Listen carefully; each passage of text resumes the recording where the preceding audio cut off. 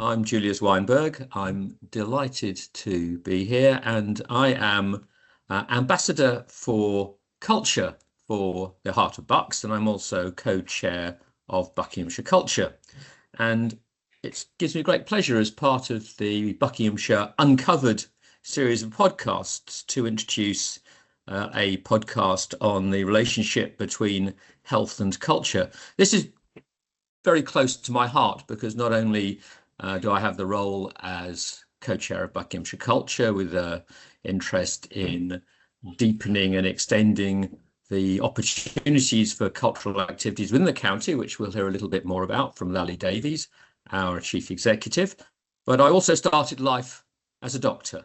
So I have a health background and have always been convinced about the absolute importance of cultural activities in that broad thinking about people's health. So enough about me. I hope this is going to be a chat. We wish we were all sitting in front of a sofa, in front of a fireside. So think of us doing that. And I'm now going to hand over to Lallie Davies, the chief executive of Buckinghamshire Culture, to tell you a little bit more about Buckinghamshire Culture, its strategy, and its relationship to health activities and culture. Lallie.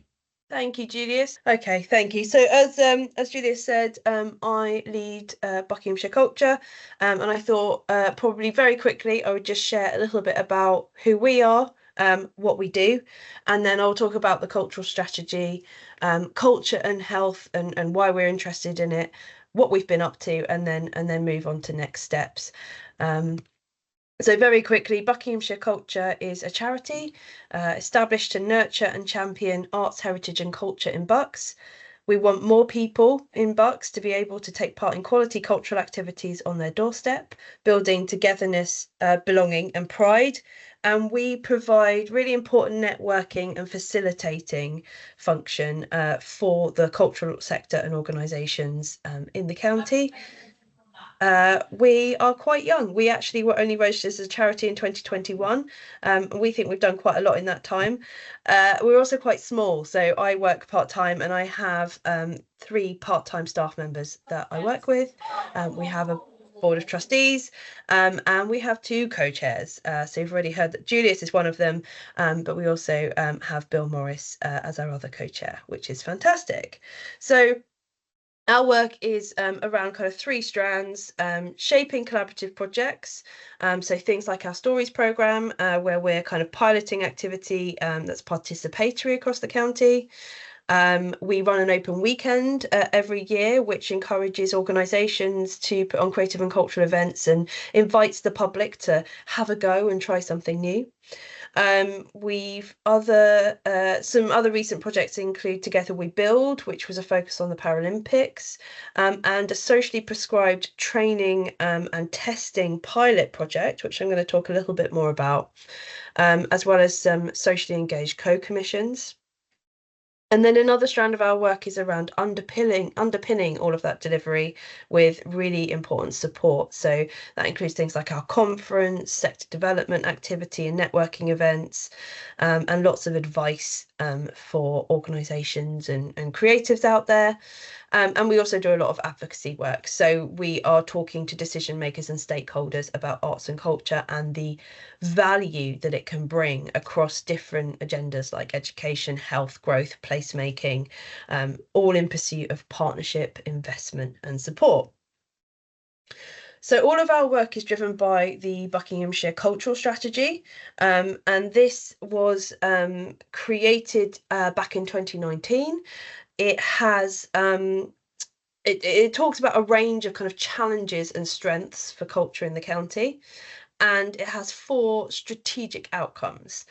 So they are, very briefly, a thriving economy in transformed places, equality of access to cultural activities and opportunities, improved health and well-being of the population, and an energised creative and cultural sector. So the outcome 3, improved health and well-being of the population, is what kind of drives our work that I'm about to talk about. And this is all about kind of maximising the role of culture in promoting happiness, individual health and well-being, and then the benefits of participation and engagement in creativity and culture, as well as supporting the prevention agenda. So looking at cultural commissioning, social prescribing, and bespoke and targeted projects. So at this point, I thought I'd very quickly touch on the case for culture and health. I'm sure lots of other people will be sharing stats today as well, but here are a few that come from a recent health briefing that referenced the Creative Health Report produced in 2017. And that Creative Health Report has been kind of used a lot to kind of share the value that creativity and culture can bring to health and well-being. But there are some fantastic stats here, just a little snapshot that, after engaging with the arts, 79% of people in deprived communities in London ate more healthily, 77% engaged with more physical activity, and 82% enjoyed greater well-being. Arts on prescription projects showing 37% drop in GP consultation rates and a reduction in hospital admissions. The arts therapies can help people to recover from brain injury and support people with dementia. And that the heart rate of newborn babies is calmed by the playing of lullabies. The use of music in neonatal intensive care leads to considerably reduced hospital stays. That cultural engagement reduces work-related stress. And that a mental health recovery centre co-designed by service users in Wales is estimated to have saved the NHS 300,000 a year. Now, there are loads more stats where they came from, but I thought it was just useful to share some of the reasons that we believe creativity and culture can really support well-being. And in terms of what Bucks Culture's been doing, we've been kind of behind the scenes thinking and talking to a lot of people around how we can make the case around creativity and culture supporting health and well-being. And we began kind of formally to convene some things in 2021 when we ran a round table around social prescribing with staff from Public Health, the Bucks NHS Healthcare Trust, and we worked with the Council and the Clare Foundation to bring that together. And the whole idea was to look at where creativity and culture could kind of impact on social prescribing. We've run many talks, presentations and discussions as part of our Culture, Health and Wellbeing Action Group, which linked to the cultural strategy. So that was with a range of cultural and creative organisations and artists, as well as people from the council and people from within the health environment. We've had direct contact with social prescribers, supporting them to engage with cultural opportunities. We ran Getting Match Fit for social prescribing training for the sector.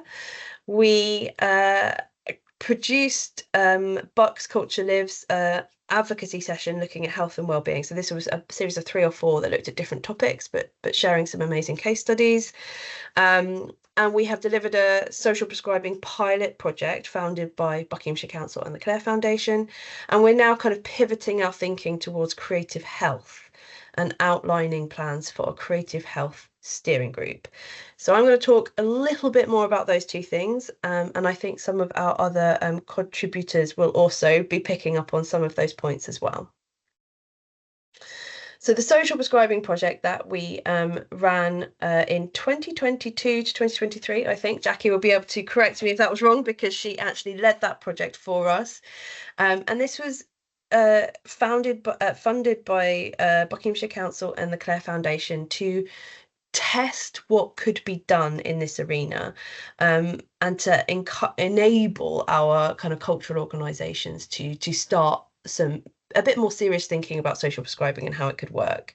So it built on an accompanied walks programme that Jacqui had been working on at Chiltern Open Air Museum, and 10 cultural organisations received training in social prescribing, and then organisations were mentored through developing, delivering and evaluating their own bespoke interventions that were appropriate to their spaces and their collections and the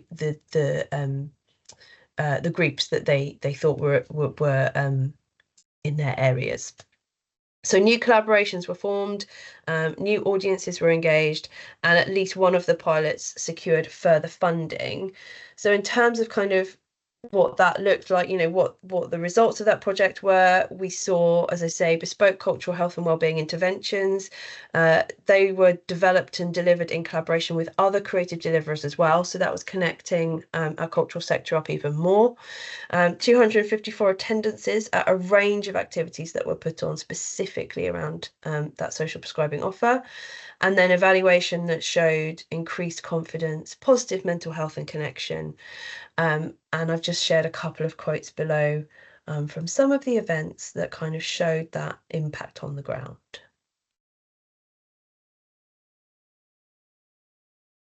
So in terms of next steps, we feel that the social prescribing pilot has been a great success and has shown how cultural interventions for health can work in those different kind of heritage and cultural settings.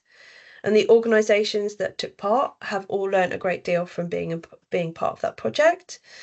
And we have discussed that project with the partners, the funders, and agreed that there's a real need to kind of move this forward. But there are serious challenges in relation to funding for cultural interventions in health.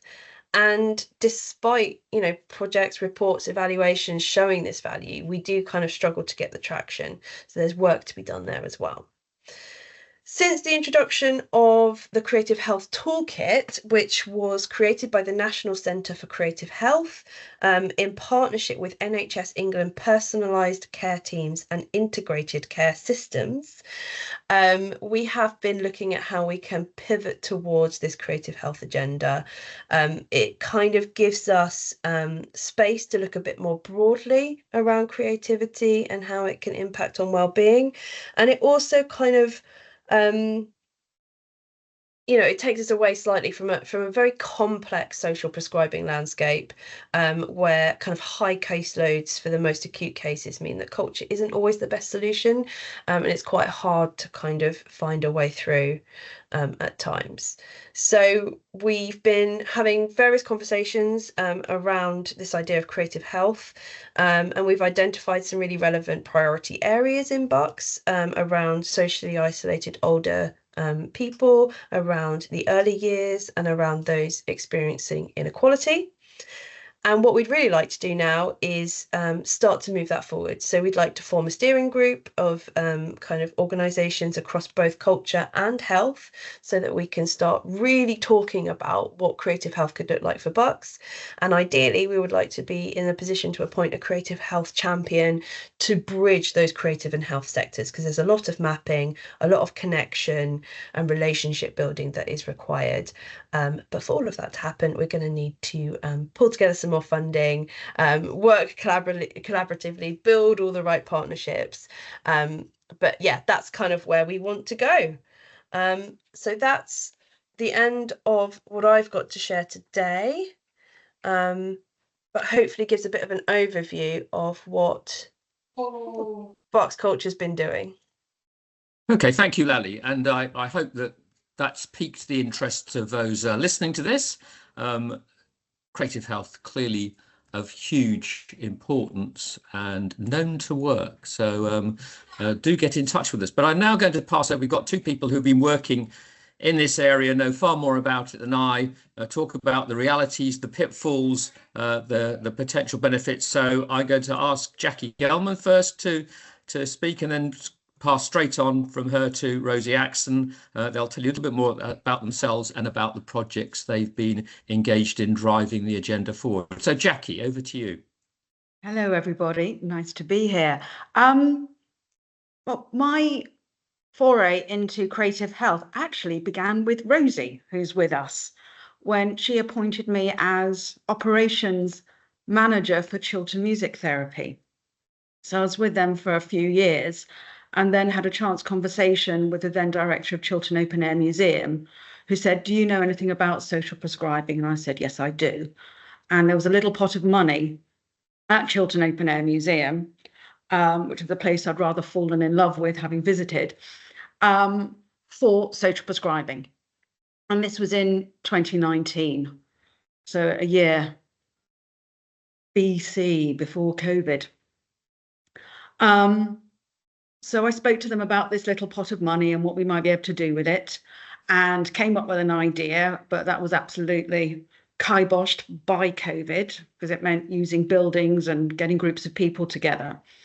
Lallie mentioned a project that I ran called Accompanied Walks, and that actually came out of the pandemic. So the silver lining that there was innovation and ideas that would benefit the community. So we know in Buckinghamshire that one of the target areas of people that do need support with their health and well-being are the socially isolated, and those people were exacerbated by the pandemic. Really, really simple idea, and a lot of creative health is.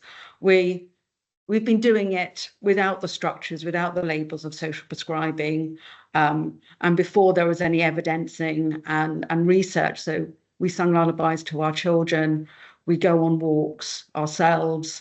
There are countless things that we do that really, really help our own well-being, but these structures have now come in. So accompanied walks, really, really simple idea. People would register either directly or through a care worker or family member, and they'd come to the museum, be met by a lovely, friendly volunteer, and have a VIP tour around the museum. Initially just the outside and then the buildings, once we were able to open those, once restrictions were lifted after the pandemic. And that's been running for a very, very long time. And then we were able to go back to this initial idea of a group activity. So I've got some slides. They're not quite as slick as Lalie's, and they're a bit garish. So if you want to put sunglasses on, I understand. Pretty much what it says on the tin, Summer Wellbeing Socials. We've been able to run 2 rounds of these. They're sort of 8-week terms where we've invited socially isolated people. Maybe those people have been bereaved, wider constituents, and we sort of broaden the remit. And we really make use of the museum. So we're not trying to put a square peg into a round hole. What does the museum actually have that we can harness and present to our very special visitors who need a bit of a helping hand? So again, referring back to what Lallie was talking about in creative health benefits, we're looking to elevate mood and confidence, sociability. What we did was also provide cognitive stimulation, and also through activities which we run at the museum anyway. Who knew that I would do Victorian rug rugging or make a bird feeder out of willow? We baked over an open fire. There's a little list coming up further. So we also were able to promote the use of fine motor skills, but essentially have those social interactions and a breath of fresh air and a change of scene. The participants, quite a range. We started with older people, but this past year we had a broader age band, people in the early stages of dementia, people recovering from stroke, age-related challenges. There's a picture there of one of our volunteers driving our buggy. So for people with reduced mobility, we can get them around the site very easily. And we all like driving that buggy. The 8-week programme, what did we do? People picked up paintbrushes for the first time in years and years. And after saying, I can't paint, look what they came up with. It was really gorgeous. We started off with something very gentle, object handling and reminiscence, using some objects from the museum's collection. And that was to get to know each other a little bit by describing why you might be interested in a particular object. You're giving a little bit of information about yourself. So I mentioned willow weaving, we did rag rugging. We all work with each other. So Rosie came in, one of her colleagues, and did some music making with us. I think one of the favourites was baking bread over an open fire. It was delicious as well. Chiltern Open Air Museum, with its 45 acres, has lots of garden space and some livestock. So we built that into the programme, and then the art and painting. And some of these activities are actually run by some of the museum volunteers.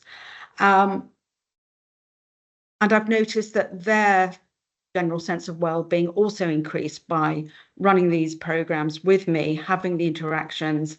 It's very satisfying work, and they're able to use their skills and share some of their passions.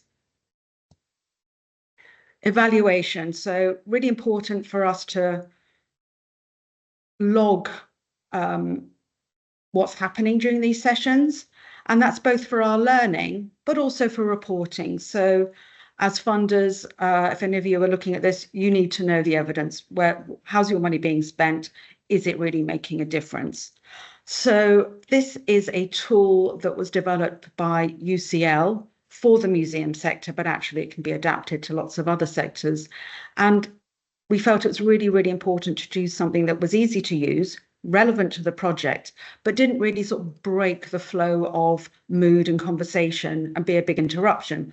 So when our participants arrived, I gave them one of these little umbrellas. It was all cut out and a pen, and asked them, without thinking about it too much, just make a note. How do you feel in relation to these aspects of contentment, of happiness, of well-being? And we've got two umbrellas here. The first one aimed at older adults, and then the second one was more generic, which I used for the second round of summer wellbeing socials. The results. So if you look closely at these umbrellas, you can see on the inside, there's a sort of yellow ring closer to the middle, and those are the starting points of when people arrived. These are all averages through each set of 8 sessions, so a little bit of number crunching. And then I've plotted in green the results from the end of sessions. And I was really relieved that those outer circles are wider, which does show an improvement of mood in all these different aspects. Participants' feedback. Some of this was just written to me on emails and cards. There's a lot more of it. And I also asked people to fill in a little bit of feedback. Food is always important. Everybody got tea and cake and other snacks during the afternoon. And yes, friendships were formed. And everybody really, really looked forward to it was a Thursday, so everybody looked forward to their Thursdays. And that's brilliant to hear, but there's often a downside of that it's almost like taking people's toys away. So when the sessions end, what can we point people onto? We'll talk a bit more about that in terms of pathways, and I think Rosie might be talking about that a little bit later. Just to mention some bonus outcomes of this particular project. 2 participants are now Koan volunteers. Great benefits to wellbeing by volunteering. People self-organised to meet up with each other after the summer wellbeing socials had finished. I often see some of our participants at the museum because there was enough money left in the budget to give everybody an annual pass. So that was a little bit of a continuing pathway. And some of the museum volunteers liked what they saw or had a little nosy to see what was happening with this group and decided to join the outreach team. So what have we learnt from our evaluation, from our observations? It's really the social interaction that's the most important thing. Loneliness is, without being too dramatic, it can be a killer. COAM is very well placed for running these sorts of interventions. And this particular project, as so many do, had a really profound impact. And there's a little quote: "I thank you all for being a lifesaver this year." We want to do this again. The museum wants to do it again, but that's going to be subject to funding. Now, so the next steps are to share our experience, as I'm doing now. A little bit of refining each year. There are things we could do better. We want to look at developing ongoing pathways, and it might be that at this point, all we can do is signpost people to other activities going on in the county. And there is a page of logos, just in case any of the people that funded are watching this. Lallie mentioned the pilot social prescribing study that was commissioned by Bucks Culture. And this particular project, Summer Wellbeing Socials in 2023, was part of that. So after the initial training part of that project, I was then able to mentor the projects happening at each of the venues and actually run one myself. So that's what Summer Wellbeing Socials is all about. And I'm really hoping we can do it again because it had a profoundly positive impact on the people who were able to participate. Thank you, Jacqui. Fascinating. I shall make sure I get to COAM for a summer social. Rosie, over to you. Thank you. And yeah, thank you for having me on the call today. It's a real pleasure to be speaking amongst my very esteemed colleagues who I've been very lucky to work with over the years. And I don't have any exciting slides, probably because I spend too long poring over which images to choose. So I thought I'll just focus on a few things that I guess come to mind within this topic of creative health. And I wanted to actually talk a little bit about Chiltern Music Therapy's journey of creative health work over the past decade, that work in the community and how it's evolved, because I think looking at the longer term picture feels really important when we're considering the importance of creative health. And I also wanted to just mention some missing cogs, as I call them. So these are the kind of parts of creative work that I feel need more discussion, ideas and action in Buckinghamshire, and can really create a kind of solid founding for the future ahead. So when I founded Chiltern in 2011, my sole aim was to get music therapy into hospitals, care homes and schools. There was no provision of music therapy in Buckinghamshire at the time. And I noticed that as we grew and our inquiries increased, I wasn't actually travelling to more and more schools, care homes and hospitals. I was travelling to more and more individuals' homes, as well as the health and education settings. We noticed a theme in a lot of these referrals for people requesting music therapy in their own home, and that was isolation, the keyword Jacqui mentioned before, loneliness, and also a lack of varied, which is an important word, accessible activities nearby. The phone call that actually started our kind of foray into community services was a young lady who had mild learning disability, and she'd been to a number of local choirs and had basically rung in tears saying, did we offer anything? She'd been told that she couldn't sing well enough to join any of these local choirs. And as sad as it was, it really sparked the idea to say, well, why can't there be a group for people, with young people with additional needs, where they can sing, they can be a part of something musical? And we created the Let's Sing group. We also began to have inquiries not just about music therapy, but about DJing, production, instrumental lessons and other musical activities for people, young and old, who were finding it hard to access the cultural and community activities that were in place at the time. Thanks to pilot funding from funders including the wonderful Heart of Bucks, we actually had 3 pilot projects underway of 6 months each. So Let's Sing, Silver Singers, our group for those with dementia, and also a group for those with neurological conditions. Our learning from a lot of this early work were that the challenges were varied. Transport and location was a huge thing. I really underestimated the importance of micro community when we don't have the transport networks in place, but also inaccessibility through people's life conditions. So if you live at home but you have carers that come in, or you live in a small residential home and the carers that are there for you don't drive, they can't actually bring you to the Let's Sing group. So we had to try changing timings of those, because some people were saying, we'd love to come and we really wanted an evening activity, but our home is doing meal times. They won't take us out at that time. So we began to see the kind of really nuanced difficulties, which mean different people can't attend an activity that might actually be really suitable for them. Some of our other learnings were about the length of the pilot project and also about promotion. So we saw in our outcome measures using the music therapy star that the outcomes were always beneficial for participants, but we hadn't always been able to make the group sustainable within the timeframes. So we then needed to either apply for additional funding or restart those projects where there had been the most interest. We found some groups thrived at the start and then fizzled out.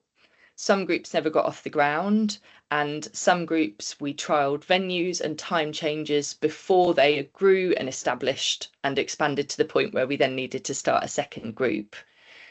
So an important cog for me here is that there's understanding and flexibility from stakeholders, and importance of having the room to fail.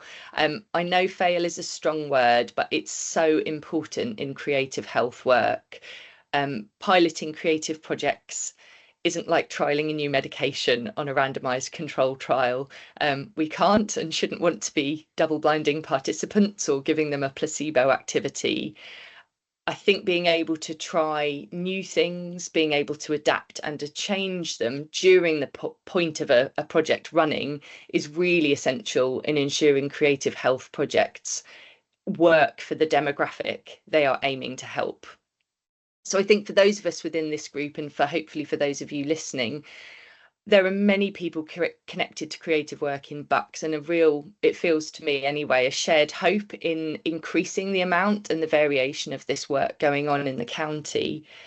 But I think there's still work to be done in valuing its costs and the benefits to health and well-being.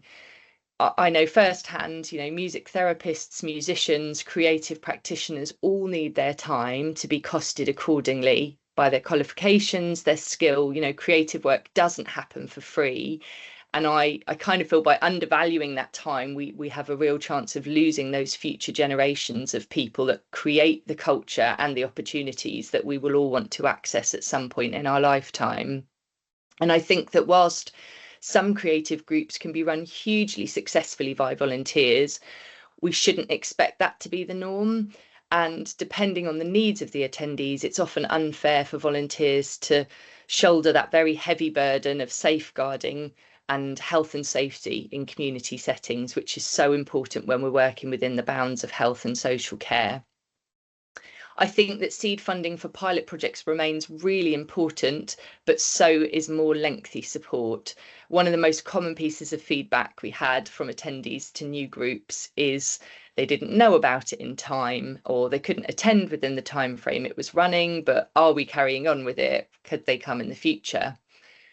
Our longest standing groups 10 years later are unsurprisingly the groups that had continued funding for more than a year. So this enabled the venue and the time frame to be established, and essentially allowed a much longer time frame for promotion, which in my opinion is a central missing cog in so many creative activities in the community. How and do small organisations or creative leaders inform people about what they're running, bearing in mind the old adage of it takes however many points from the point of seeing an event is on and actually buying a ticket or getting along. You then begin to see how those challenges are multiplied for people that aren't able to access that information in the same way, that might be reliant on others to give them information about particular activities and events. I think how and where organisations promote and share their work is really central to success, particularly when you take into account the decline of printed media and localised reporting, which was something we had a lot of at the beginning when Chiltern started. We could often get a local reporter to come down and cover the launch of an event, and that would then feed into people's homes.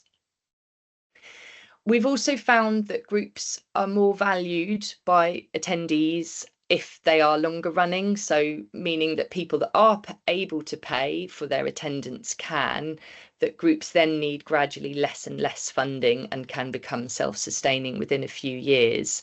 And I think these longer running activities in the county can really become the true cornerstones in the prevention of declining health. As we know, prevention has that enormous cost benefit in local health and care services. So I think another missing cog for me is that resource to maybe even complete shared social returns on investment for creative health activities. So something that could be utilised by a variety of organisations rather than one organisation saying, well, we did a social return on investment, this is how fabulous we are. Actually, could that be shared by smaller organisations and creative leaders? So 13 years on, community children's music therapy now has what we call a circle of care.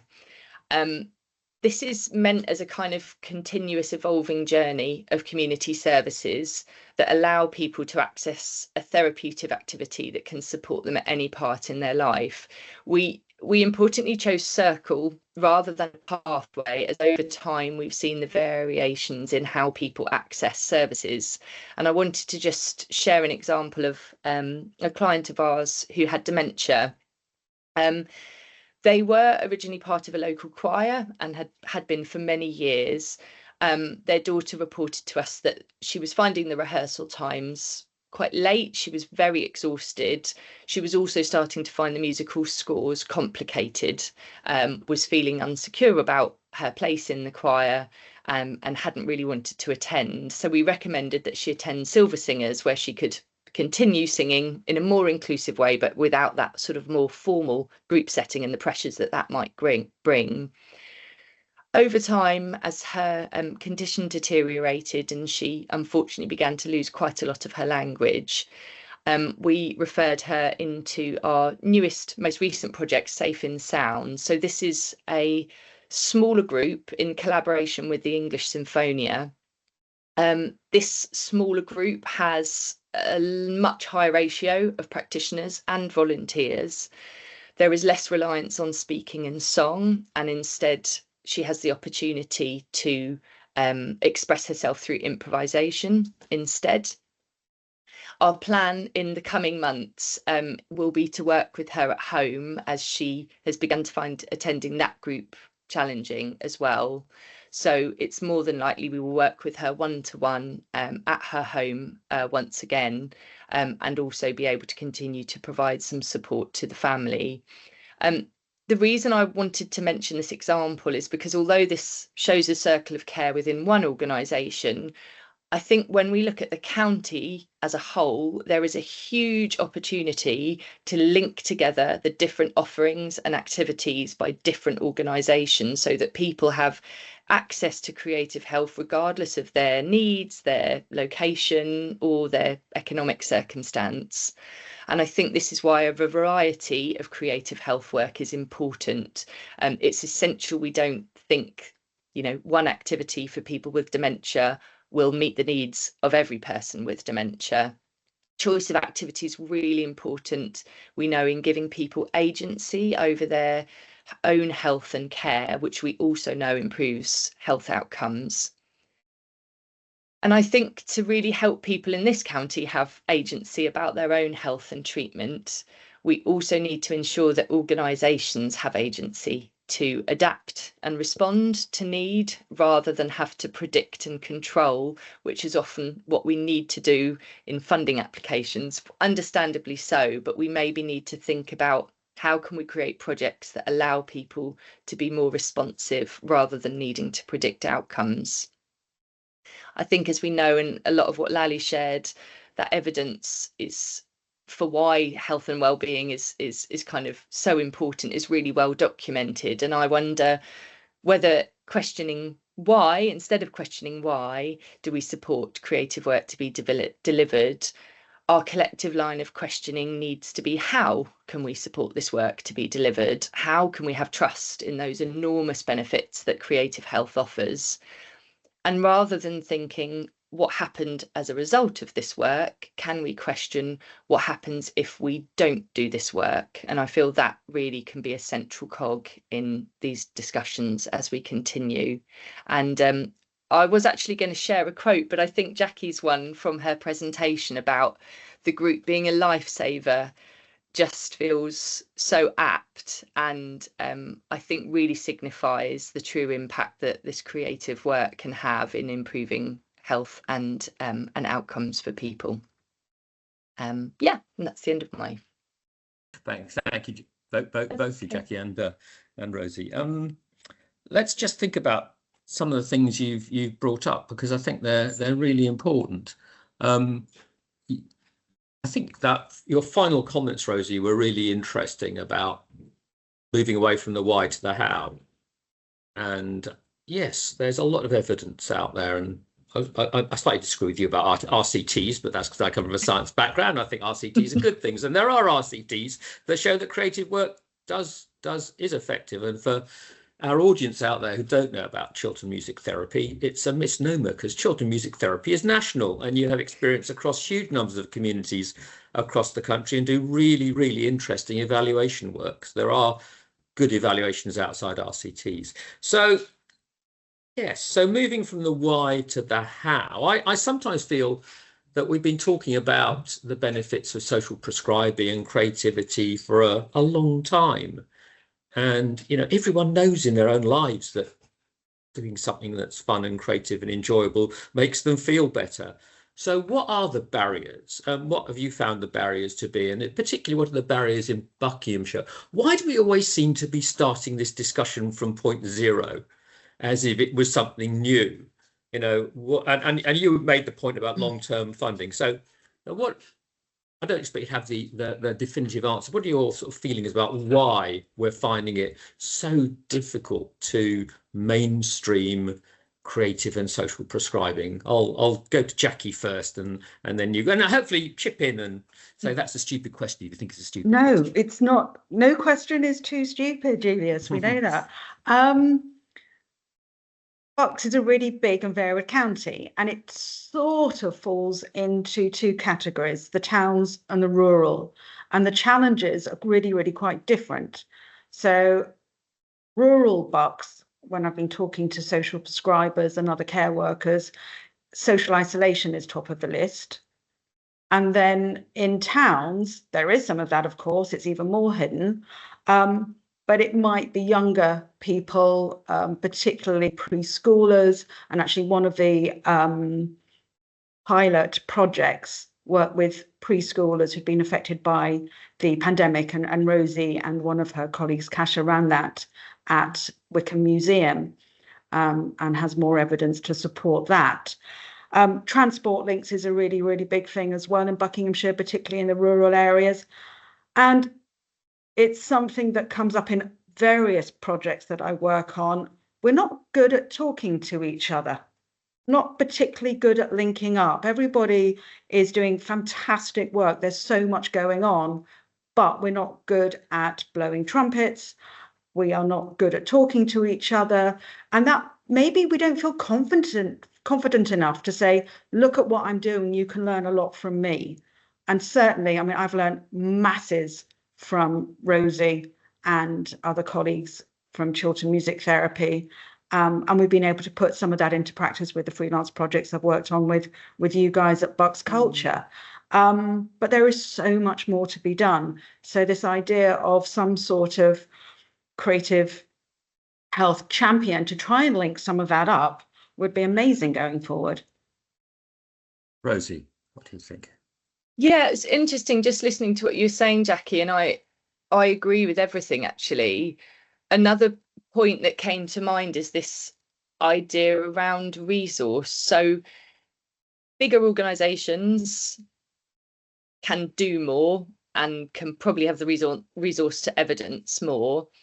I think there's a missing link in something about creative leaders, creative practitioners. When we come back to that issue around transport and location and geography, we're never possibly going to be able to solve that. There are solutions. But if you think about a village, what would it take for a creative person in that village to run something in their village hall? That's where you're much more likely to get somebody wandering down the lane, wandering down the road to go to a creative health activity if they no longer feel confident taking the bus, or they wouldn't be able to organise transport or in any other way. And I think there's some work to be done in how we empower people to think of themselves as creative people. I think there's a big sticking point for people in saying, well, I could never people might come to a community music group and say, well, I could never run something like that. And we say, no, you might not run it in this way, but actually there's some really simple ways that you could run a music relaxation group or a music listening group or something that is a creative activity that actually doesn't require the huge resources. And I think as long as those activities kind of have that safeguarding around them to know that the work can be safe and that they're also safe in running that work, that's where I think we might start to see some shifts. But I think there's a lot around resource, and I know when a number of us creative organisations came together earlier in the year, the time aspect was the biggest barrier. So organisations, particularly smaller organisations, saying, well, I'm already wearing 10 hats and I'm attending 5 million things this month. But what I really want to do is talk to Jacqui at COAM and find out about how their 8-week programme went and find out what their summer social. I wonder if we can do something similar. So, yeah, I think time and sort of empowerment of more individual creative leaders is an interesting point. I think, that's, I just want to jump back in and going back to something you were saying, Rosie, earlier about the promotion and the marketing and letting people know. So on this sort of hyper-local level, the church hall sounds amazing, and it can be something as music for relaxation, shared reading. It doesn't take great skill. A lot can be done, but I do think, again, the missing bit is that they're safe spaces. So it's the safeguarding aspect of it. It's and the sort of data protection and how you just keep everybody safe in that space. So it's informing people at this hyper-local level of maybe it's a checklist, and that goes back to your comment, Lallie, about having this toolkit. And if that could be developed and shared around the county, I just got this image of all these very, very small but incredibly beneficial activities popping up that would be accessible to people that can't get to anything beyond their village.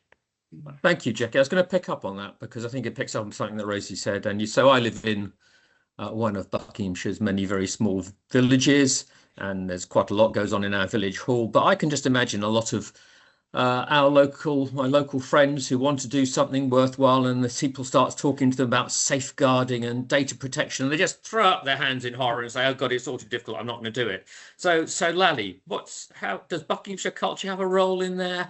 How can we lower the barriers for entry into the wonderful stuff that Jacqui and Rosie talk about? Well, I think by working together and having those conversations with the people that really know how to do it well.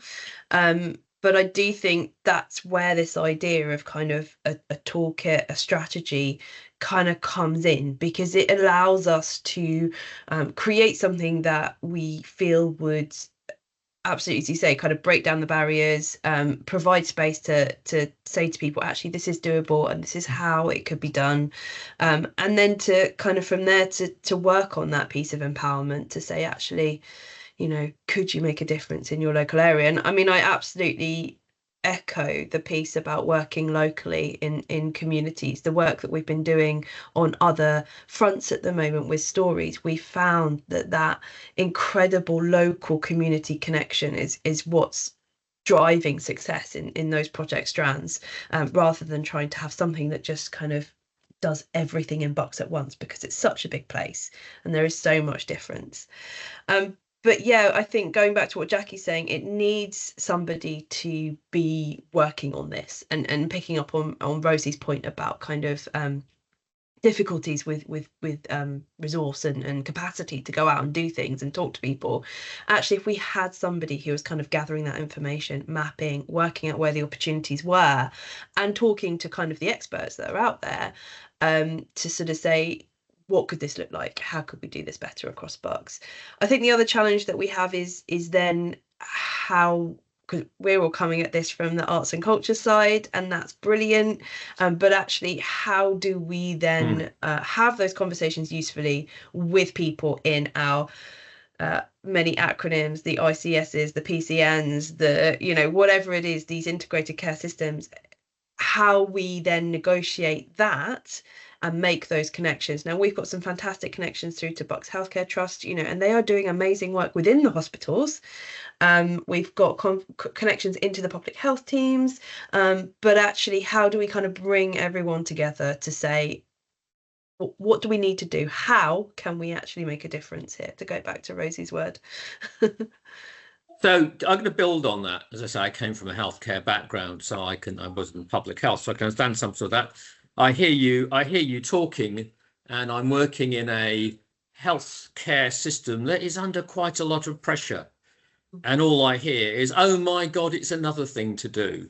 And I've now got to run a singing workshop where actually what I want to do is get vaccination programs working. So how again, it's a question of how can we go out there and say what we've got here is something that makes your life easier, not more difficult. How do you do that? And Rosie, you really at the interface with health and creativity where you work. I mean, unfortunately, I can't say I've got an idea. More of a shared understanding of coming back to this idea about how information is shared, which is a very uncreative sounding issue. But it is interesting, actually, if, within, I'm trying to think of a good example. Let's say the acute stroke unit in High Wycombe. Somebody comes in there, they're discharged maybe weeks later into the neurorehabilitation unit in Amersham. Some point they might be discharged from their home, but they're facing a life that is completely different to before. Now, that person having information at the point of discharge about saying, here are the things local to you in Beaconsfield or High Wycombe, for example, that's one piece of thing. So actually, do the staff at the hospital have this sort of magic website that has all the up-to-date things? Do they know about it?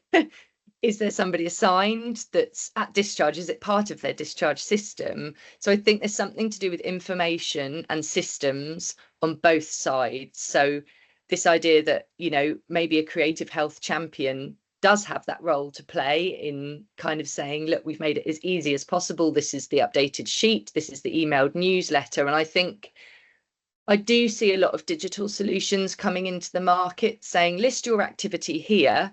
But from the community point of view, we're going, I've got to, actually, our Silver Singers has now changed venue and it's now at 10 o'clock instead of 11. So I need to update it on this and I need to update it on that. And I do wonder if there's real power in coming back to printed promotion and through the door. I think particularly for a lot of vulnerable people, what better way than to say there's something on in your village hall than somebody printing a leaflet out and dropping it through your door. But again, coming back to this idea about resource, if you are a fantastic singer and you want to run a singing session in your local hall, you probably don't have the resources to design and print and all of those things. So there's something around how we information share and about how promotion is done of those things that I think actually would ease the burden then on the healthcare side of things. Jacqui, do you want to comment? Well, yes, going back to that, there are a lot of us that have worked in the creative sector. My background's theatre, lots of different roles. So there are several of us who can bring those promotional skills. So for the projects at Chiltern Open Air Museum, I sit there with Canva, to the proper creative graphic designers, but I use Canva and I get the print and I go around in my car and I drop things off in church halls and community centres and libraries and GP surgeries. So it is going back to those old-fashioned grassroots methods of communication, because we know that a lot of the people that we want to attract and promote to in pure marketing terms are not using social media and digital platforms. So yes, that also needs to be built into it, and that's another cost factor. So when you're totting up running your project, you need a line for marketing and also a line for transport. So taxis or dial-a-ride or whoever needs to be built into the more rural based projects. Again, it's a different structure if it's in one of the town centres, but it's another consideration. Yeah. So like all real world real world difficult projects. We've talked about everything from the sort of strategic to the going out with leaflets to individual doors, and we have to cover all of that. So I'm going to draw this to a close because we could talk for hours on this, and I would love to, because this is such an important area and we need to keep coming back to it. And we do have an initiative that we want to kick off, when I'm going to ask Lallie just to comment in a second in her final comments, but which is hopefully a champion. So the last thing I'm going to ask is, hopefully someone listening to this podcast has got deep pockets and lots of time and has been absolutely enthused by this. So I'm going to ask each of you, and I'm going to finish with Lallie, to do your elevator pitch, your 3 or 4 sentences. What would you say to that person as to what they can do, why they should do it, and how they can best support you, Buckinghamshire Culture, but most of all, the people who live in Buckinghamshire, to thrive and have better lives by concentrating on creative health? So, Rosie, I'm going to go to you first. I think the thing that probably comes to mind is the smallest impact on the smallest number of people can often have the biggest benefits later in life, and that longer term we will really start to see value to people's health and well-being with continued support. And I think the word continued is also important in there. It's creative health is not just for Christmas. We've got to keep on at it. Yeah, Jacqui. great phrase. We've got the evidence, we've got the skills, we've got the proposals to make all of this happen. So yes, Julius, the missing nugget at this point is the funding. But we can make a profound and lasting difference to our communities. Wonderful. Thank you, Jacqui. Lallie, what are we going to do now, and what do you want to pitch? And I think we've heard quite a lot about how to make that happen. It's about connecting better, it's about sharing more, and it's about getting the buy-in on both sides. And I think that's the bit that we really need to work on, and having a role or a group kind of really looking at that, and how we can then make sure that by working together there really is even more variety and more on the ground for people to engage in and have those incredible benefits and impact. That's what we'd like to see. Excellent. And if you've been convinced, get in touch. If you haven't been convinced, come to COAM. See what Chiltern Music Therapy are doing. Look at one of the other extraordinary things that are already going on in Buckinghamshire and be part of it. Thank you, Rosie. Thank you, Jacqui. Thank you, Lallie.